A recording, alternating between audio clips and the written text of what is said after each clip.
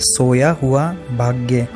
एक गांव था जिसमें पनौती नाम का व्यक्ति रहता था। नाम तो उस व्यक्ति का रामू था, परंतु वह इतना अशुभ था कि अगर सुबह सुबह कोई व्यक्ति उसे देख ले तो उसका बनता काम बिगड़ जाता था। वह व्यक्ति जिस भी काम में हाथ डालता उसी में असफलता मिलती थी। इसी कारण गांव के सभी लोग उसे पनौती कहते थे। पनौती खुद भी अपने आप को पनौती समझता था। इन्हीं बातों से परेशान होकर एक दिन वह गांव के एक अनुभवी पुराने वृद्ध के पास गया और अपनी परेशानी बताई। इस पर उस व्यक्ति ने कहा कि इस गांव में हर साल सर्दियों के समय में एक बहुत पहुँचे हुए साधु आते हैं। वह शायद तुम्हारी परेशानी का इलाज तुम्हें बता देंगे। इस पर पनौती ने उन्हें धन्यवाद कहा और उनका इंतजार करने लगा। धीरे धीरे समय बीतता गया और वह दिन भी आ गया जब उस गांव में उन चमत्कारिक साधु बाबा का आगमन हुआ। सभी गांव वाले अपनी अपनी परेशानी के समाधान के लिए उनके पास जा रहे थे और उनसे समस्या का हल जानकर खुशी खुशी जा रहे थे। पनौती भी लाइन में लगा था।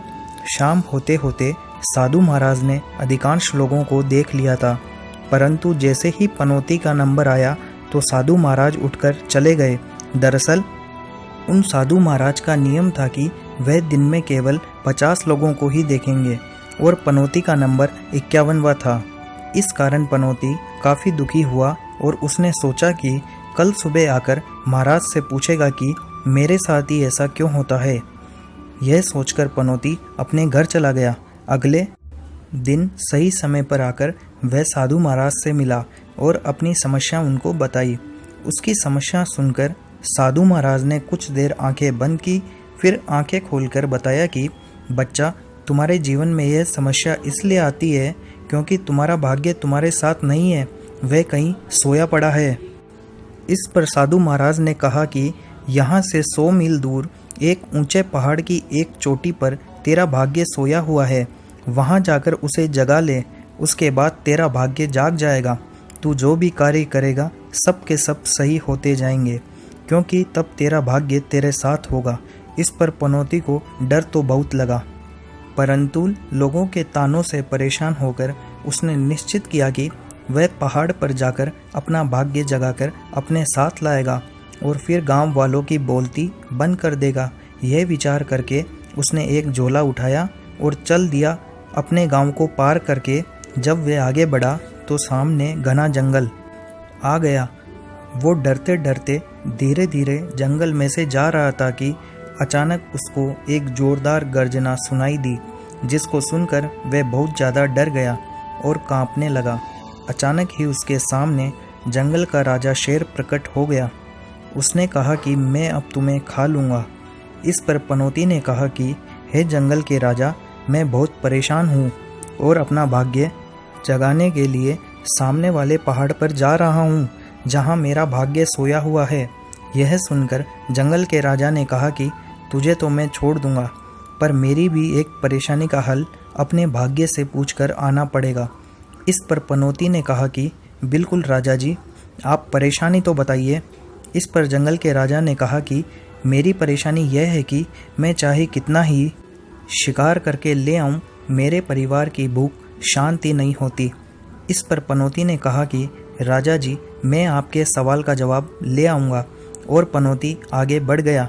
जैसे ही वह जंगल के किनारे पर पहुंचा तो देखा कि एक आदमी अपने खेतों पर काम कर रहा है और वह बहुत उदास लग रहा था। चलते चलते शाम हो गई थी। पनौती की नज़र उस आदमी पर पड़ी और बोला कि भाई, मुझे उस पहाड़ पर जाना है और रात होने वाली है। क्या तुम मुझे अपने यहाँ एक रात रुकवा सकते हो? इस पर उस दुखी आदमी ने कहा कि ठीक है, तुम मेरे साथ मेरी झोपड़ी में चलो। यह कहकर पनौती उस आदमी के साथ उसकी झोपड़ी में चला गया। रात के खाने के बाद उस दुखी आदमी ने पनौती से पूछा कि क्यों भाई, पहाड़ पर ऐसी क्या चीज़ है जो तुम इतना दुख परेशानी उठाकर जा रहे हो? इस पर पनौती ने बताया कि मैं अपना सोया हुआ भाग्य जगाने जा रहा हूँ, जिसके बाद मेरा जीवन सफल हो जाएगा। उसकी बातें सुनकर उस दुखी आदमी की आंखों में चमक आ गई। उसने कहा, भाई, तुम अपने भाग्य को जगाने जा रहे हो तो मेरा भी एक प्रश्न का जवाब ले आना। पनौती ने कहा, तुम्हारा क्या प्रश्न है? इस पर दुखी आदमी ने कहा कि मैं अपनी ज़मीन पर चाहे कितनी भी मेहनत कर लूं, पर कुछ भी पैदा नहीं होता है। इस प्रकार धन के अभाव में अपनी पुत्री का विवाह भी नहीं कर पा रहा हूँ। यह सुनकर पनौती ने कहा कि ठीक है, मैं तुम्हारे प्रश्न का जवाब लेता आऊँगा। ये कहकर पनौती पहाड़ की तरफ चल दिया। जंगल से बाहर निकलकर एक नगर आ गया, जिसके बाद ठीक पहाड़ था। नगर के सिपाहियों ने जब उस अजनबी आदमी को नगर में आते देखा तो सुरक्षा की दृष्टि से उससे पूछताछ की। उसके उत्तर से संतुष्ट न होकर उन्होंने उसे राजा के सामने ले जाने का निर्णय लिया। जब भरे दरबार में राजा के सामने उसे ले जाया गया, तब राजा ने पूछा कि इसने क्या गलती की है। इस पर सिपाहियों ने कहा कि हुजूर, यह हमारी सीमा से जा रहा था और पूछने पर बताने लगा कि यह पहाड़ पर अपना सोया हुआ भाग्य जगाने जा रहा है। हमें तो यह पड़ोसी राज्य का कोई जासूस मालूम होता है। यह सुनकर राजा सोच में पड़ गया और उसने कहा कि हम अतिथियों का आदर सत्कार करने वाले लोग हैं। आप इसकी जानकारी का पता लगाइए, तब तक ये हमारे मेहमान बनकर रहेंगे। यह कहकर राजा ने पनौती को शाम के खाने की दावत दी।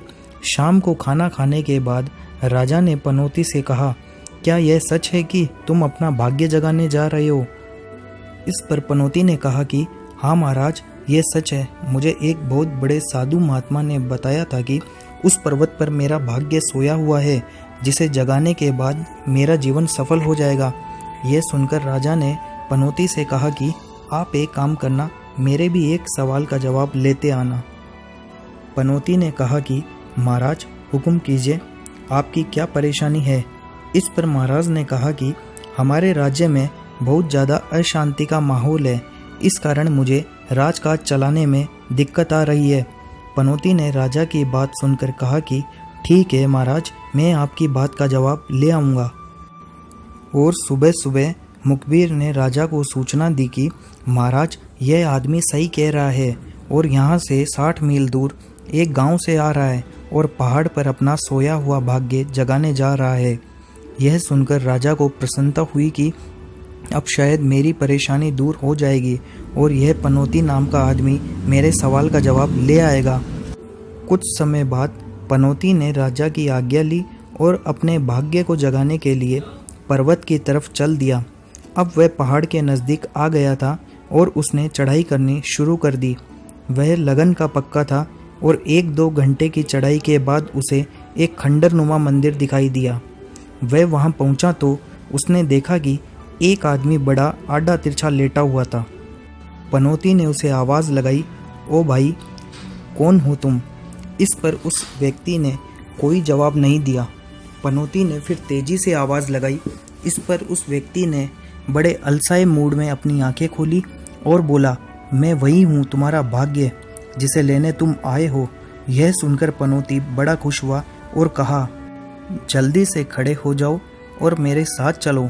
यह सुनकर भाग्य बड़ी अंगड़ाई लेते हुए उठा और पनौती के साथ चलने लगा। पनौती में चमत्कारिक परिवर्तन हो गया। अब पनौती को रास्ते में मिले सारे सवालों के जवाब मालूम हो गए थे, क्योंकि अब उसके साथ उसका भाग्य था। वापसी में वह नगर में राजा के पास पहुंचा तो राजा ने उसका स्वागत किया और राजा उसे एकांत में ले गया और पूछने लगा, बताओ मेरे सवाल का जवाब क्या है? इस पर पनौती ने कहा कि आपके सवाल का जवाब यह है कि आप राजा के वेश में एक नारी हो और यह बात आपके मंत्री को पता है और इसलिए ही आपके राज्य में अराजकता का माहौल है।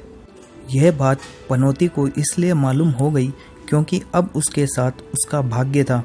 अब वह ज्ञानी हो गया था। यह सुनकर राजा बनी स्त्री ने अपनी नकली दाढ़ी मुकुट उतार दिया, जिसके पश्चात एक रूपवती नारी दिखाई दी। उसने पनौती से कहा कि तुमने सही कहा, राजा के भेष में मैं एक नारी ही हूँ।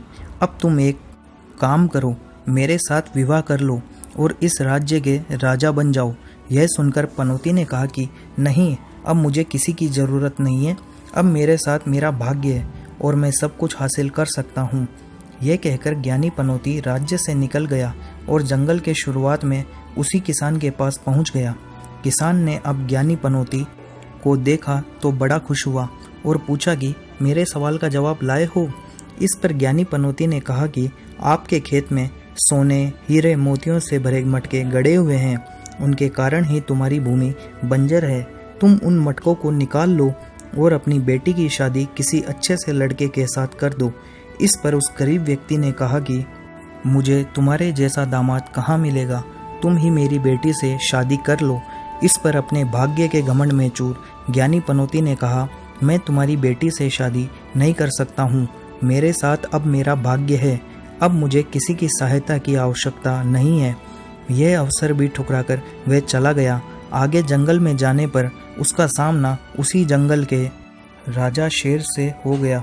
ज्ञानी पनौती को देखते ही शेर ने कहा, आ गए मित्र। शेर ने उससे कहा, अच्छा यह बताओ तुम्हारी यात्रा कैसी रही। इस पर पनौती ने सारा घटनाक्रम सुना दिया। फिर शेर बोला, मेरे सवाल का जवाब लाए हो। इस पर ज्ञानी बन चुके पनौती ने कहा, बिल्कुल। तब शेर ने कहा, यहीं पास में मेरी गुफा है, वहीं चलकर बात करते हैं। तुम्हारे सवाल का जवाब यह है कि जब तुम किसी बहुत बड़े बेवकूफ़ महामूर्ख को मारकर अपने परिवार को खिलाओगे तो तुम्हारे परिवार की भूख शांत हो जाएगी। पनौती का उत्तर सुनकर शेर बहुत खुश हुआ और पनौती से कहने लगा, तुमसे बड़ा बेवकूफ़ महामूर्ख मुझे कहाँ मिलेगा जो इतना अच्छा राजा बनने का अवसर एक धनी बन चुके व्यक्ति की लड़की से शादी करके सफल होने का अवसर छोड़कर आ रहे हो। तुमसे बड़ा महामूर्ख मुझे कहीं नहीं मिलेगा। यह कहकर शेर एवं उसका परिवार उस पनौती को मारकर खा गया। दोस्तों, इस कहानी से हमें यह शिक्षा मिलती है कि यदि हम अपने पास आए अवसर को पकड़कर उसे कामयाबी में परिवर्तित करने की ज्ञान बुद्धि नहीं रखते हैं, सही मौके को पकड़कर उसे सफलता में बदलने का ज्ञान नहीं है, तो भाग्य भी आपके साथ आकर आपका कुछ भला लाभ नहीं कर सकता है। इसलिए दोस्तों, हमें हमेशा अवसर को पकड़ने, मौके को पकड़ने के लिए तैयार रहना चाहिए। तो दोस्तों, आपको आज की कहानी कैसी लगी हमें कमेंट बॉक्स में ज़रूर बताएं। जल्दी से इस कहानी को एक लाइक कर दीजिए, इसे अपने दोस्तों के साथ शेयर कीजिए और अभी तक आपने चैनल को सब्सक्राइब नहीं किया है तो जल्दी से चैनल को सब्सक्राइब कर लीजिए ताकि जब भी मैं वीडियोज़ अपलोड करूं आपको उसका नोटिफिकेशन मिल जाए। धन्यवाद।